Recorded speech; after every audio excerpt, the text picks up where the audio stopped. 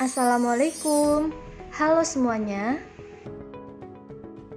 Perkenalkan, saya Isani Sakti Rizkia, mahasiswa PPG Prajabatan gelombang 2 tahun 2022 dari LPTK Universitas Muhammadiyah Purwokerto. Pada video ini, saya akan membahas mengenai kesimpulan dan refleksi setelah mempelajari topik 1 Filosofi Pendidikan Indonesia mengenai perjalanan pendidikan nasional sebagai tugas koneksi antar materi. Berawal dari adanya seorang tokoh pendidikan bernama Ki Hajar Dewantoro. Ki Hajar Dewantoro merupakan seorang aktivis pergerakan kemerdekaan pelopor pendidikan bagi kaum pribumi. Kiprahnya dalam memajukan anak bangsa membuat hari lahirnya menjadi suatu hari peringatan, yaitu Hari Pendidikan Nasional yang berdepatan pada tanggal 2 Mei. Pendidikan menjadi hal yang menarik untuk kita ikuti.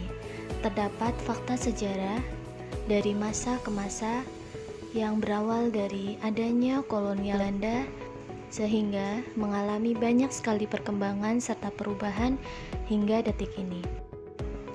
Pada masa kolonial Belanda, pendidikan menjadikan seseorang memiliki kesadaran penuh akan pentingnya mengenyam dunia pendidikan secara lebih mendalam. Pendidikan kala itu masih dibatasi dengan memandang kelas sosial.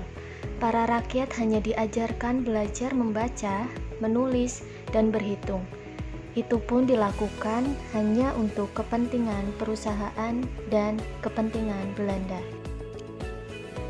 Pada tahun 1920, muncullah cita-cita baru sebagai kesadaran kultural dan kebangkitan politik sebagai suatu sumber kebangkitan sistem pokok pendidikan.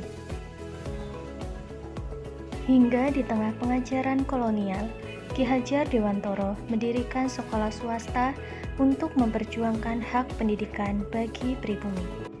Tepatnya pada tahun 1922, beliau mendirikan Taman Siswa sebagai gerbang emas kemerdekaan pendidikan Indonesia. Prinsip dasar pendidikan Taman Siswa menjadi pedoman bagi para guru.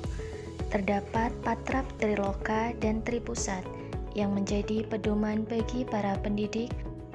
Terdapat beberapa unsur-unsur sebagai berikut. 1. Ingarso Sungtulodo yang artinya di depan memberi teladan. 2. Ingmadyo Mangunkarso di tengah membangun semangat atau kemauan. 3. Tutwuri Handayani di belakang memberi dukungan. Setelah melalui perjalanan dan sejarah pendidikan, terdapat banyak sekali hal yang dapat kita jadikan prinsip dari pemikiran Ki Hajar Dewantoro. Pemikiran tersebut diadaptasi dan diimplementasikan pada proses pendidikan saat ini. Pendidikan menerapkan kurikulum Merdeka Belajar, yang artinya pendidikan di Indonesia memerdekakan, memanusiakan, dan berpihak pada peserta didik. Hal ini diangkat dari prinsip Ki Hajar Dewantoro.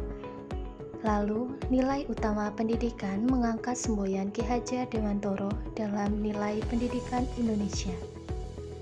Implementasi profil pelajar Pancasila menciptakan pembelajaran yang berpedoman pada Pancasila dan diharapkan pelajar Indonesia dapat tumbuh sebagai seseorang yang berkompeten, terampil, dan berkarakter sesuai dengan nilai-nilai luhur Pancasila. Setelah mempelajari sejarah dan perjalanan pendidikan nasional sebelum dan sesudah kemerdekaan, mampu meningkatkan pengetahuan dan pemikiran saya mengenai adanya pemikiran dari Ki Hajar Dewantoro yang mampu menjadikan suatu pedoman bagi para tenaga pendidik, termasuk saya sebagai calon tenaga pendidik, agar mampu menciptakan suasana pembelajaran yang sesuai dengan potensi dan kebutuhan peserta didik yang sesuai dengan kodratnya. Guru di sini hanya bersikap untuk mengarahkan dan tidak memaksakan kehendak peserta didik. Sekian dari saya. Terima kasih. Mohon maaf apabila terdapat kekeliruan dan semoga bermanfaat.